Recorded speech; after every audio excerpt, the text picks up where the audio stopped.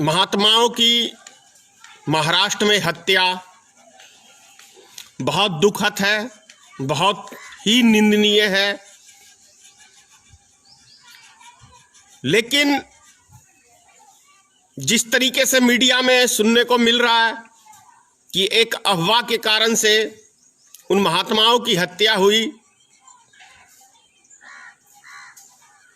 निस्संदेह इस संसार में, भारत में ऋषि महात्माओं का बहुत बड़ा योगदान है, इसमें कहीं कोई संदेह की बात नहीं है। ऋषि महात्मा अपने लिए नहीं जीते हैं, वो जन कल्याण के लिए तपस्या तपोबल करते हैं। लेकिन वर्तमान में जिस तरीके से महाराष्ट्र सरकार के प्रति कुछ महात्माओं का बयान देखने को मिला है, बहुत ही आश्चर्यजनक है। उन्होंने कहा है, मैंने देखा ऐसा उनका बयान कि सरकार, महाराष्ट्र सरकार इस्तीफा दे। बड़ा आश्चर्य लगा सुन के।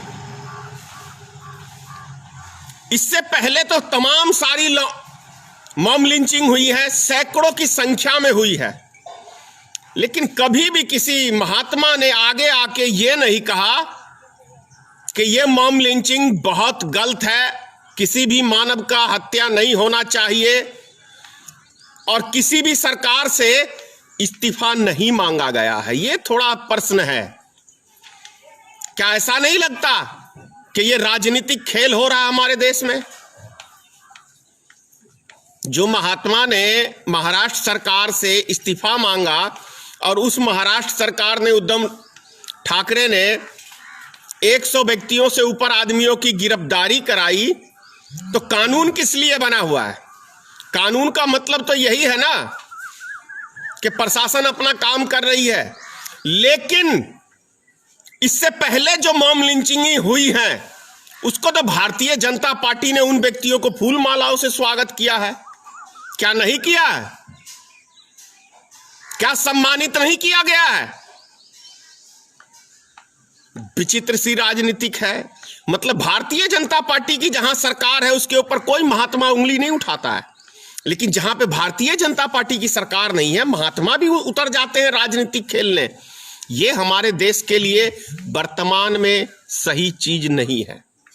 मैं ऐसी राजनीतिक करने वाले महात्माओं की घोर निंदा करता हूं और नमन करता हूं, सम्मान करता हूं उन महात्माओं का जो राजनीतिक नहीं करते, सिर्फ समाज कल्याण के लिए वो तपोबल करते हैं। उनको मैं प्रणाम करता हूं, नतमस्तक हूं ऐसे ऋषि महात्माओं के लिए।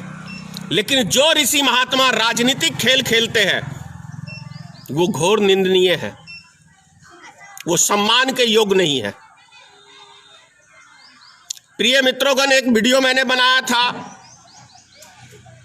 माननीय योगी आदित्यनाथ के विषय में। उनके पिताजी का स्वर्गवास हो गया, इस पे मैंने कुछ सवाल खड़े किए। नहीं करना चाहिए मुझे ऐसा, लेकिन सवाल खड़ा करना मेरी मजबूरी यूं, कानून सबके लिए है, इसलिए मैंने सवाल पूछा। लेकिन एक चीज मैं अपनी राय बता दूं आप सबको, जो जन्मदाता हमारा है, हमारे माँ बाप, और यदि उसके अंतिम संस्कार में हम अपने आप को नहीं भागीदारी दे सकते हैं, तो लालत है ऐसी औलादों पे, चाहे वो कोई भी हो। किसी व्यक्ति विशेष पे टिप्पणी नहीं कर रहा हूं। मैं ऐसी कुर्सी को 100 बार ठोकर मारूंगा, एक बार नहीं 100 बार। जो मुझे एक माँ बाप का कर्तव्य पुत्र के रूप में निभाने से रोकेगा, मैं 100 बार ही ऐसी कुर्सी को लात मारना पसंद करूंगा। हम सनातन धर्म के लोग हैं, हमारे कुछ रीति रिवाज हैं, और वो रीति रिवाज निभाने हर व्यक्ति को चाहिए। जिस व्यक्ति ने मुझे जन्म दिया, उस व्यक्ति को मैं एक अग्नि तक नहीं दे सकता हूं सनातन धर्म के अनुसार। तो क्या ये सत्ता का लोभ नहीं है हमारे अंदर? ऐसे व्यक्ति को क्या कहेंगे? सत्ता का लोभ ही नहीं कहेंगे?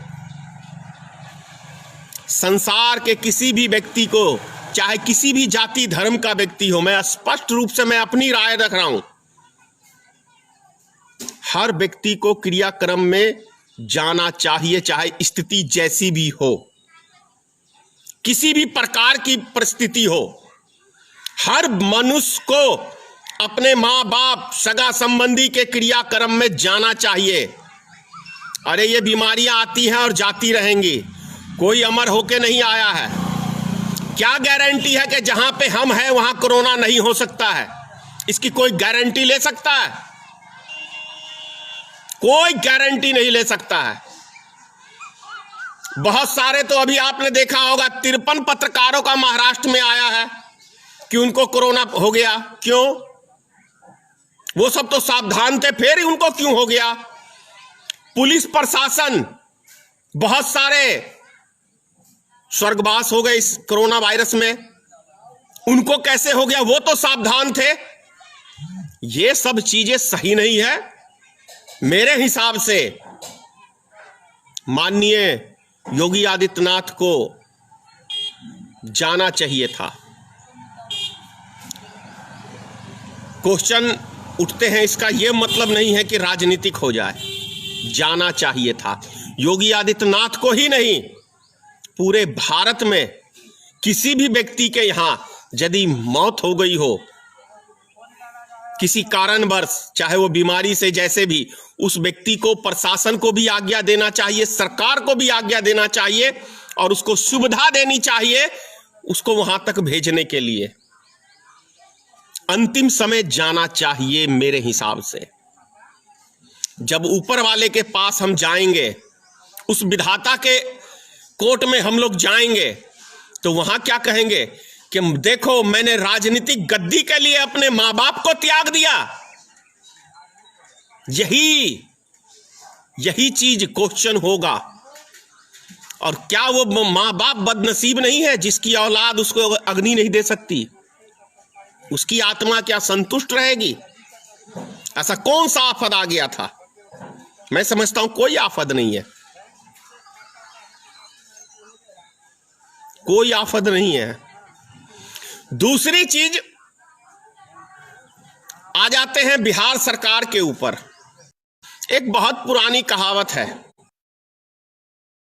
से खा के निकलेंगे तो दुनिया आपको पूछेगी कि भाई साहब खाना खा लीजिए, चाय पी लीजिए, पानी पी लीजिए, लेकिन जिस दिन आप घर से भूखे निकलेंगे उस दिन आपको रास्ते में कोई व्यक्ति नहीं पूछेगा कि आपने खाना खाया, आपने चाय पिया, आपने पानी पिया। कोई व्यक्ति आपको नहीं पूछेगा। ये मेरा अपना तजुर्बा है, मैं अपने तजुर्बे से ये बातें कह रहा हूं। उसी प्रकार अभी बिहार सरकार, अभी नीतीश कुमार जी का बयान आया था, 94,95,000 व्यक्तियों को हमने 1,000 रुपये खाते में भेजा है बिहार में, और 10 लाख व्यक्तियों को बाहर भेजा है। ऐसा बयान मैंने देखा है। लेकिन उसके बाद भी हजारों कॉल, हजारों की बात कर रहा हूं मैं, हजारों कॉल मेरे पास आए हैं मदद मांगने के लिए, लेकिन मेरे पास है नहीं जो मैं मदद पहुंचा सकता। लेकिन अगर ईश्वर देता तो मैं निश्चित आप लोग की मदद पहुंचाता। तो मेरा प्रश्न यह है बिहार सरकार से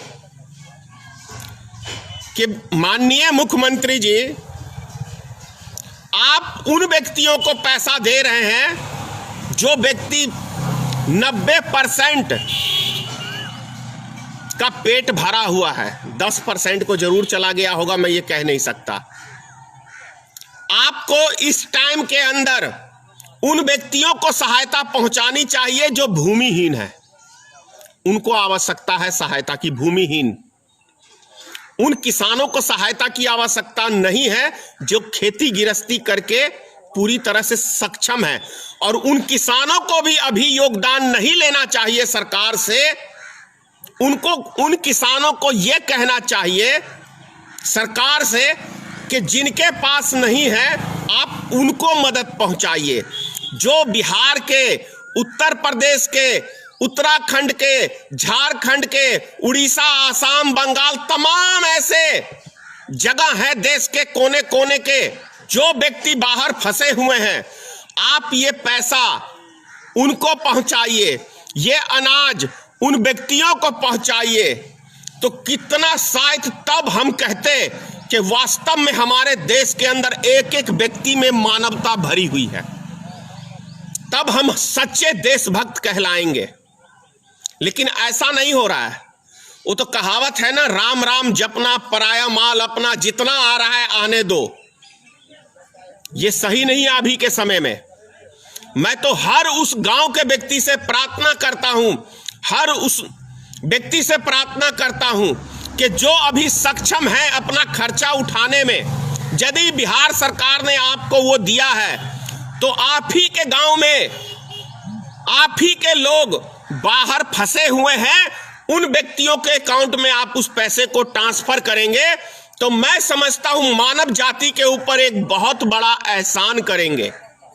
अभी के समय में मैं आप सबसे हाथ जोड़ के प्रार्थना कर रहा हूं कि जिन जिन व्यक्तियों ने, बिहार सरकार ने आपके खाते में पैसा दिया है या केंद्र सरकार ने आपके खाते में पैसा दिया है, जो व्यक्ति सक्षम है वो व्यक्ति दूसरे की उस पैसे से मदद करें तो ये मानव जाति पे बहुत बड़ा एक एहसान होगा अभी के समय में। तब हम सच्चे देशभक्त कहलाएंगे। और मैं हर उस व्यक्ति से प्रार्थना कर रहा हूं, हाथ जोड़ के प्रार्थना कर रहा हूं, जिनके गांव में के व्यक्ति बाहर फंसे हुए हैं और यदि उन व्यक्तियों के पास सक्षम है तो उनको चाहे 1000 रुपए से हो, 500 रुपए से हो, यदि आप उस फंसे हुए व्यक्ति की अभी मदद करेंगे तो निस्संदेह ये देश एकता का और मानवता का हम परिचय देंगे। और मैं उन दुकानदारों से कहना चाह रहा हूं जो इस समय के अंदर 1 रुपए का सामान 2 रुपए में, 3 रुपए में वो मानवता को शर्मसार कर रहे हैं और वो मनुष्य कहलाने के योग्य नहीं है। वो दुकानदार, वो व्यापारी, ये देश हमारा अभी बहुत बुरे दौर से गुजर रहा है, खास तौर से गरीब परिवार, मजदूर परिवार। बहुत सारे ऐसे व्यक्ति भी टिप्पणी करते हैं कि क्या उनकी औकात 1 महीने की राशन की नहीं थी? नहीं, आपने कभी वो बुरे दौर नहीं देखे होंगे, आपने कभी एक टाइम भूखा नहीं रहा होगा, आप निश्चित ही अपने लिए जीते होंगे, इस समाज के लिए आप नहीं जीते होंगे। जो व्यक्ति गरीबी देखा है, जिस व्यक्ति का 5 आदमी का परिवार है, 250-300 रुपए उसकी आमदनी है, उसको कभी 5 पैसा नहीं बच सकता है। क्योंकि हमारे देश के अंदर जितनी महंगाई है, एक बारी आप डॉक्टर के यहाँ चले जाए तो 2-4 हज़ार का वो ऐसे ही बिल बना देता है। Private nursing home, private nursing home के ऊपर बात याद आ गई मुझे। मैं पूरे भारत सरकार से, राज्य सरकार से ये आपसे अपील कर रहा हूं कि जितने भी नर्सिंग होम हैं भारत के अंदर, उनको सख्त आदेश दे दीजिए कि आए इस कोरोना वायरस के अंदर व्यक्तियों की टेस्टिंग करें। और भारत सरकार से मैं अपील कर रहा हूं कि उन व्यक्तियों को टेस्टिंग करके जो मजदूर अभी फंसे हुए हैं उनको घर भेजने का काम करें। फैक्ट्रियां चल जाएंगी 2-4 महीने बाद, लेकिन ये व्यक्ति जो फंसे हुए व्यक्ति हैं, जो मजबूर हैं, भूख से तड़प रहे हैं, अभी एक रूम के अंदर आप सोचिए 1 महीना हो गया है पूरा नेट। माननीय प्रधानमंत्री जी, माननीय मुख्यमंत्री जी, आप सोच लीजिए कि जिस एक रूम में 10 मजदूर हैं वो करवट लेने के लिए भी आज मजबूर हैं। तो वैसे व्यक्तियों को आज जरूरत है इंसानियत दिखाने की, मानवता दिखाने की, उनकी हेल्प करें। और ये सिर्फ प्रधानमंत्री जी आप कर सकते हैं, क्योंकि ये पावर आपके पास है, आपके मुख्यमंत्रियों के पास है। आप यदि चाहेंगे तो ये गरीब मजदूर वो अपने अपने घरों को लौट सकते हैं। डॉक्टरों की कमी नहीं है। जब आप नर्सिंग होम को फ्री में जमीन मुहैया करा सकते हैं तो क्या ये मानवता के नाते अभी एक मुफ्त सेवा नहीं कर सकते हैं? लोग इलाज के बिना मर रहे हैं। ऐसा नहीं है कि कोरोना वायरस एक खतरा है, बहुत सारी बीमारियां, महामारियां हैं। हर साल लाखों की संख्या में लोग मरते हैं। ये नर्सिंग होम वाले माला माल होते हैं। तो क्या इन नर्सिंग होम के मालिकों को अभी मानवता नहीं है, या ये जानवर हैं? किस बिल में छुपे हुए हैं नर्सिंग होम वाले? यदि ये इस टाइम के अंदर गरीबों की मदद करने के लिए सामने नहीं आ सकते हैं तो इन सभी नर्सिंग होम का लाइसेंस भारत सरकार को, राज्य सरकारों को रद्द कर देना चाहिए।